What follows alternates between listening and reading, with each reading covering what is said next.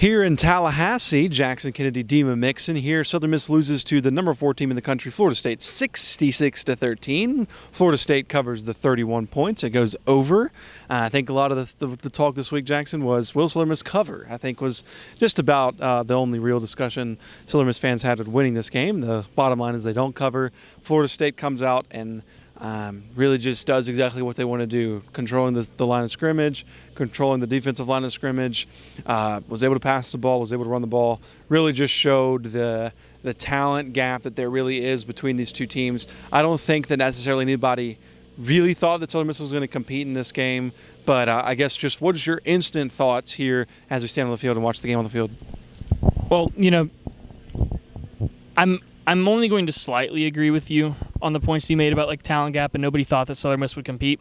Southern Miss has a chance of competing against just about anybody in the country. However, they started off with self-imposed penalties. You know what I mean? I do high school radio color commentating, and last night I watched a game, and Laurel lost by self-imposed penalties, and they could never really get back in the game. And Southern Miss was in the game, even with the self-imposed penalties. I mean, it was only 14-3 at one point, and Southern Miss was able to move the ball down the field fairly well, and the DBs were incredible. And we're going to mention that on our defensive reactions and just what we thought about that, so make sure you check out that video as well. But it seemed like a complete game at the start, and everyone knew that, Florida State was likely to pull away at the end, but the self-imposed penalties, the multiple false starts, the DPIs, the offsides, if you look around, this stadium is like South Alabama on steroids, just kind of the design of it, and it's huge. It's a beautiful stadium, but I was on the field with the camera. That was one of the louder stadiums I've been to, and there's a lot of young guys on this team, and those young guys were the ones that made those mistakes because they haven't played in an environment like this. And so it was just things of, maybe if Southern Miss didn't get those offsides, maybe if Southern Miss didn't get those false starts, would it have been closer? And I think it would have been a lot closer. And if you have a close game, it's harder to pull away. And so I think just those first instant reaction as people from the suites are pouring ice chests of ice like 2 stories down, and it looks really cool, but it sounds terrible. Because of those self-inflicted penalties, they allowed Florida State to pull away. And even with those self-imposed penalties at first, they were still in the game. So just, a cleaner game would have made this a lot more competitive. I'm shocked. I'm shocked that that's your reaction. What did anyone think was going to happen tonight, honestly? This is a Florida State team that is a national championship team. I think the penalties did not make this game any further than what it was going to be. This is a 53-point margin. I think that is an incredible number. 31 seemed high, and I think I had 52-17 as my final score, and I kind of was on the verge of that. I thought that was pretty high, and there was never a point in this game where it really felt competitive. Florida State takes the opening drive straight down the field, scores a touchdown. Southern Miss goes 3 and out. Florida State takes the next drive down the field, scores a touchdown. Southern Miss goes 3 and out. 3 and out for Florida State. And then Southern Miss gets the ball. They drive down the field. They should have scored a touchdown in the red zone to make it 14-7. It's 14-3, then 21-3, then 28-3, then 31-3, then 38-3, then 45-3, then 52-3, then 59-3. So it was never, ever a competitive game. The penalties were self-inflicted, and they need to fix that, especially going into Tulane game, where these rosters are more comparable. And it's not me, I think, and I definitely agree with Jackson, Southern Miss goes into every single game wanting to compete. They're ready to compete. They really felt like they could come here and compete tonight. That is the mindset of Southern Miss, and that's why everybody loves Will Hall. They didn't come in here and shelter away, and certainly the penalties didn't help. But this is a Florida State team who's on completely another league, and Will Hall said that in the postgame press conference, that there's about 6 or 7 teams in college football right now that they're in a whole other stadium. And maybe, if Southern Miss goes to a Kansas State like Troy did today, or a, TCU, or even some other teams in the SEC or ACC, this is a different result. But this is a Florida State team who everybody knew had this talent, even with Southern Miss playing as well as they did. Keon Coleman, who was their best receiver, didn't have a catch until the end of the second quarter, and Florida State was still up 28-3. They're still up 4 scores. So that's how talented this Florida State team. So it's not about the penalties.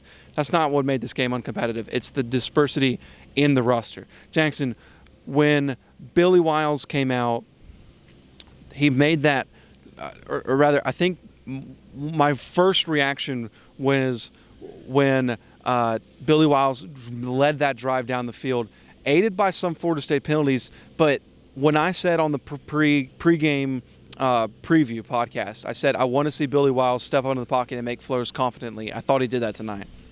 Yeah, well, first off, I just want to retort. You can't say 13 penalties and 90 yards didn't affect the game. I understand where you're coming from of like thinking that Florida State was always going to blow this one out of the water. And I mean, you're right in that regard. I mean, Florida State paid Southern Miss $1.5 million for them to come in here and play them because it's almost a guaranteed loss. And given Southern Miss is I've put this out on social media, so please don't think that this is us just trashing the school that we go to. Southern Miss is known for doing that. They were known for doing that in the 80s and 90s. But again, there's a reason why schools are paying millions of dollars for other teams to come in, you know. But you know, Billy Wiles, I think he had about as good of a start as you can competing against a national championship caliber team, especially like before you get on social media and before you start trashing the offense or Will Hall or Billy Wiles or whoever you may want to take your frustration out on. Because trust me, Dima and I, it's not like we aren't frustrated with, you know, a loss. Losses are never fun to cover. You know what I mean?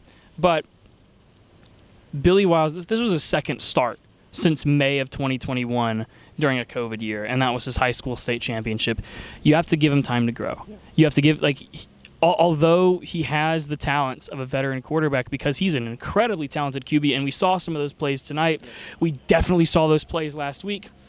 Just, he came out, and this environment was very hostile. These defensive players are likely going to be playing defense in the national title game if you and I are correct.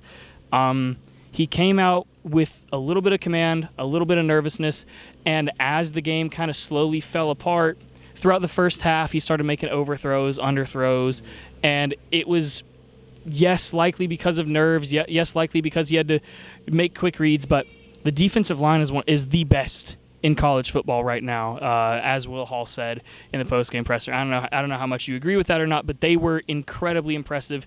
And this offensive line that's been touted for months as Southern Miss's best offensive line in a long time, they were still struggling.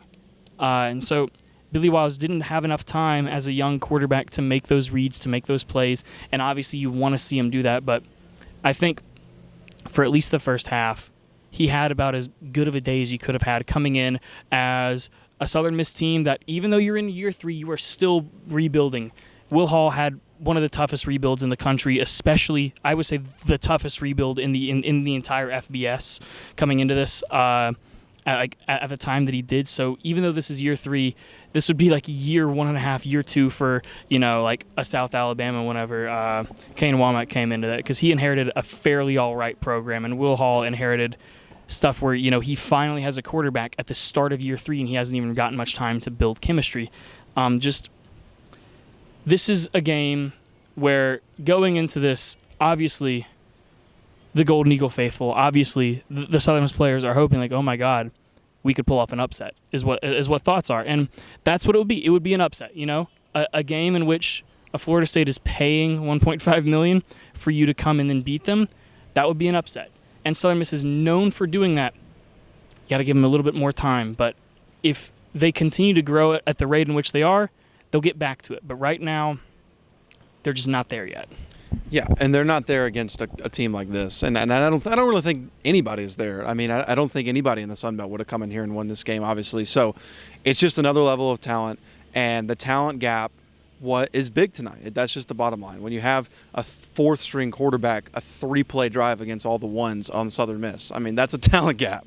The 4th-string quarterback led a 3-play drive against basically every – I mean, I know Southern Miss defensive players were tired and everything, but That's a pretty big talent gap. So that's our instant reactions. A lot more of this on the post-game podcast. You can read the story at sm2media.com. You can look at his pictures. You can read my story. And listen to the post-game podcast wherever you find your podcast on 4th Street Sports Show. We'll have other videos about Billy Wiles and the defense on this channel. For Jackson Kennedy, I'm Dean Mixon.